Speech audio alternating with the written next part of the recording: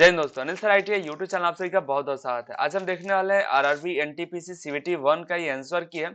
Central का जो notification निकला था 1/2019 का, उसी का आंसर की है। अभी इसी हफ्ते इसका आंसर की रिलीज किया गया और रिजल्ट भी इसी हफ्ते आया हुआ है सीवीटी 1 का।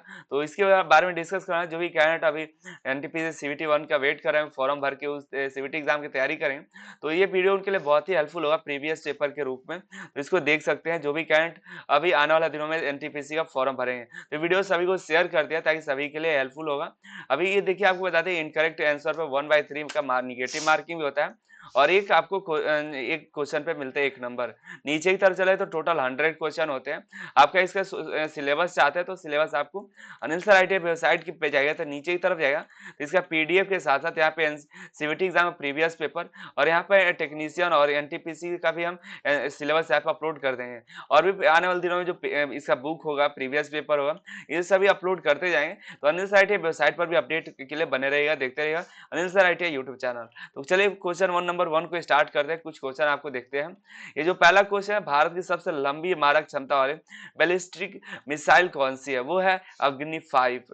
नीचे की तरफ चलेंगे तो आपको देखने को मिलेगा मैथ के क्वेश्चन है।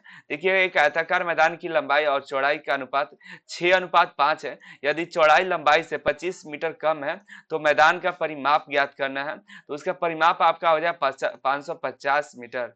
इसका क्वेश्चन है मैथ में क्वेश्चन नंबर 3। देखिएगा, निम्नलिखित को हल कीजिएगा। तो ये हल करने वाला प्रश्न है, तो इसको आप डेसिमल में है तो इसको सबसे पहले गुणा करना है। गुणा करने के बाद इसको भी गुणा करना है। ये इसको सॉरी ये दोनों गुणा होगा, ये दोनों गुणा होगा तो बच जाए तो आपको इसको कैलकुलेट करके माइनस कर देंगे तो आपका आंसर आएगा 1। आपका आंसर देखने को मिलेगा। इसके बाद आप नीचे की तरफ चलेंगे तो ये क्वेश्चन नंबर 4 है। मोरक्को का प्रसिद्ध यात्री इब्न बतूता किस काल में भारत आया था? ये दिल्ली सल्तनत आया था, जब दिल्ली सल्तनत का काल था तब भारत में आया था ये मोरक्को का प्रसिद्ध यात्री इब्न बतूता। नेक्स्ट क्वेश्चन देखिए, भारतीय संविधान द्वारा प्रदत्त इनमें से कौन सी विशेषता भारतीय न्यायपालिका से संबंधित है? तो न्यायिक स्वतंत्रता भारतीय नगरपालिका से संबंधित है। नेक्स्ट क्वेश्चन देखिए हमारा, निम्नलिखित में से किस राजा को औरंगजेब ने छत्रपति शिवाजी महाराज के विरुद्ध युद्ध के लिए भेजा था? तो वो थे जय सिंह को भेजे थे राजा औरंगजेब। नेक्स्ट क्वेश्चन की तरफ चले हमारा, जीके है 2008 में भारत सरकार द्वारा प्रकाशित जलवायु परिवर्तन हेतु राष्ट्रीय कार्य योजना के अंतर्गत इनमें से किस मिशन की शुरुआत की गई थी? तो वो मिशन थी national mission for stunting the Himalaya ecosystem. तो national mission for stunting the Himalaya system की शुरुआत की गई थी NAPCC के अंतर्गत। ये कब शुरू की गई थी? तो 2008 में शुरू की गई थी। वही किसके द्वारा शुरू की गई थी? भारत सरकार द्वारा।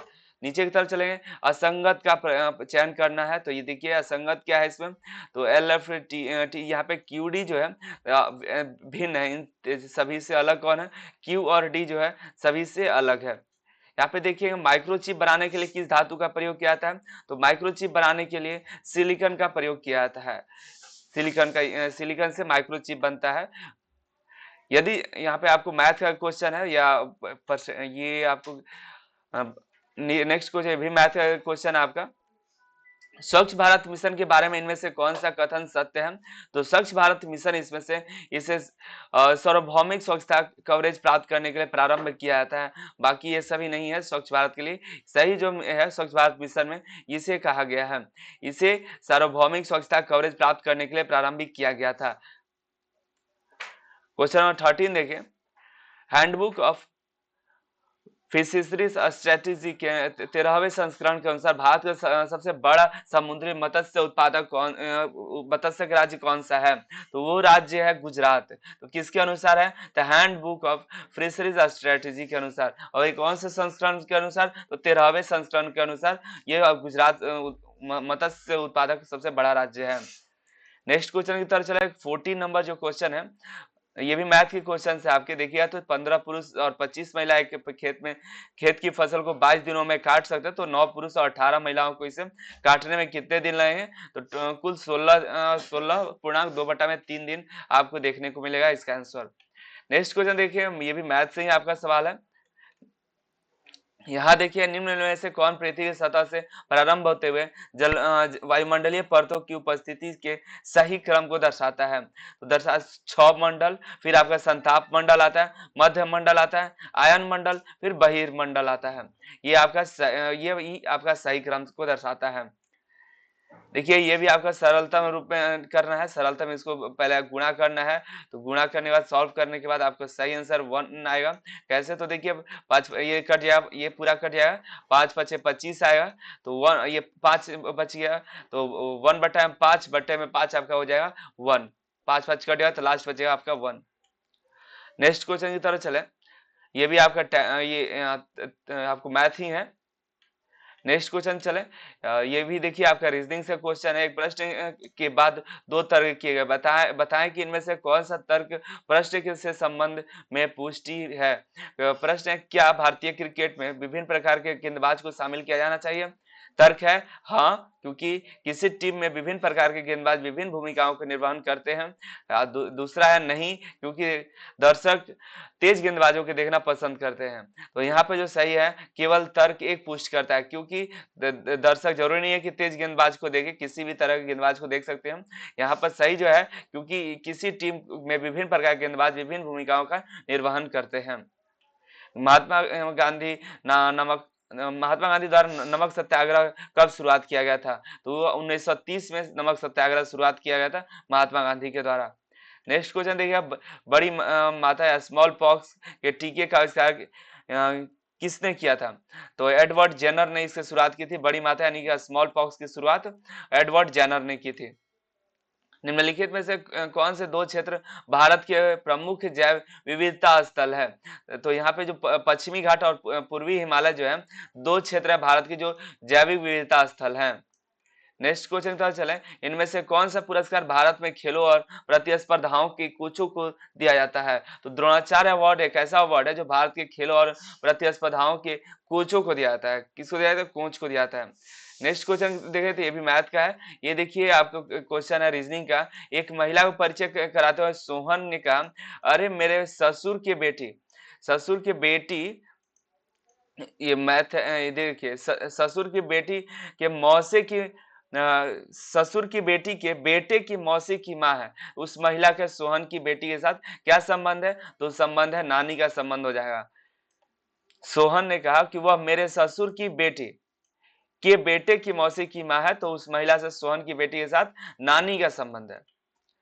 देखिए ये भी आपका दिया गया है कथन, दिए गए कथन पर विचार कर बताया कि दिए गए धारणाओं में कौन से कथन निहित है। तो भारत सरकार के क्रिकेट के अंतर्गत अन्य खेलों को भी बढ़ावा देना चाहिए। तो क्रिकेट दुनिया का सबसे सर्वप्रसिद्ध खेल है और क्रिकेट को भारत सरकार की ओर से अधिकतम सहायता मिलती है। तो इसमें जो धारणा 2 है वो सही है। बाकी क्रिकेट दुनिया का सबसे सर्वप्रसिद्ध खेल नहीं है। यहाँ पे क्रिकेट को भारत सरकार की ओर से अधिकतम सहायता मिलती है। क्वेश्चन नंबर 28 देखिए, तब भारतीय दंड संहिता को जो 1860 में अधिनियमित हुई का मसौदा तैयार करने के वाला आयोग अध्यक्ष किसने की थी? तो भारतीय दंड संहिता जो 1860 में अधिनियमित हुई का मसौदा तैयार करने वाले आयोग के अध्यक्ष किसने की थी? तो थे लॉर्ड मैकॉले थे। 1860 में इन्होंने ही किया था भारतीय दंड संहिता, इंडियन पेनल कोड की स्थापना। नेक्स्ट क्वेश्चन देखिए, और ये जो आपका रीजनिंग का सवाल है, इसमें देखिए दिए गए विकल्पों में से उस संख्या का चयन किया जिसका 5वीं संख्या के साथ वही संबंध है जो दूसरी और चौथी संख्या का क्रमशः पहली और तीसरी संख्या से है। तो देखिए 15 1865 है, 1365 है, 27 है, 2817 है, 43 है और 4493 यहाँ पे सही आंसर हो जाएगा। 4393। यहाँ पे देखिए HCF निकालना है। तो ये इसका HCF निकालिएगा तो देखिए सभी को क्या करना पड़ेगा, 3 और 6, ये 6 हो जाएगा। 6 5 और 4 को गुणा करते हैं तो 5 को 20।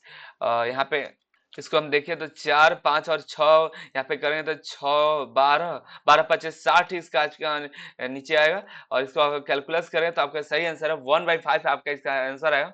HCF निकालिएगा तो इसका सही आंसर आएगा 1/60। नेक्स्ट नेक्स्ट देखिए हमारा, इनमें से किसने 1867 में भारत के प्रति व्यक्ति आय की गणना की और उसके अपनी किताब property and on British rule of India के में प्रकाशित किया था। वो थे दादा भाई निरौजी ने 1867 में भारत के प्रति व्यक्ति आय की गणना की और उसको अपनी किताब जिसका नाम था property and on British rule of India, इस बुक में छापा था। कब छापा था? 1867 में। क्वेश्चन है 2.6 वर्ष को आप वर्षों, महीनों और दिनों में किस प्रकार लिखेंगे? तो ये 2 वर्ष है और 7 ये 2 पॉइंट, इसका सही आंसर है 2 वर्ष 7 महीना और 6 दिन। नॉर्मल कैंडिडेट आपको देख मारेंगे 2 वर्ष 6 महीना, लेकिन सही आंसर है 2 वर्ष 7 महीना और 6 दिन। ऐसा क्यों? क्योंकि देखिएगा तो इसका जो सही 6 इसको 6 को माना गया है, इस 6 को आधा मान लिया गया है। 7 महीना को आप देखिएगा तो 7 महीना को आप और 6 दिन को जोड़ेंगे तो 219 दिन हो जाएगा। तो इसी को हम 6 माना गया है। 2 साल तो है ही, 365 गुणे 365 और इसको हम 6 को माने हुए हैं 7 महीना और 6 दिन। नेक्स्ट क्वेश्चन की तरफ चलें तो हमारे देखिए, वित्तीय आपातकाल संबंधित प्रावधानों का उल्लेख भारतीय संविधान निम्नलिखित में से कौन से अनुच्छेद में हुआ है? तो फाइनेंशियल इमरजेंसी जो है अनुच्छेद 360 में बताया गया है। नेक्स्ट की तरफ चलें, उत्तरीय उत्तर ध्रुवीय ज्योति के बारे में निम्नलिखित में से कौन सा कथन सही है? तो यह पृथ्वी के आकाश में दिखाई देने वाला एक सुंदर प्रकृति प्रकाश है। इस तरह से आपके क्वेश्चन पूछे, इसका पीडीएफ आप डाउनलोड कर सकते हैं डिस्क्रिप्शन से, इसको डाउनलोड कर लीजिए। इस तरह से और भी क्लासेस चाहिए एनटीपीसी के सीवीटी 1 के प्रीवियस का, तो आपको नीचे कमेंट करके बताइएगा, आने वाले दिनों में और भी क्लासेस आपके लिए ला सकते हैं। मिलता है अगली वीडियो में अगली जानकारी के साथ। आप सभी का बहुत बहुत धन्यवाद। चैनल को सब्सक्राइब करना बिल्कुल मत भूलिएगा।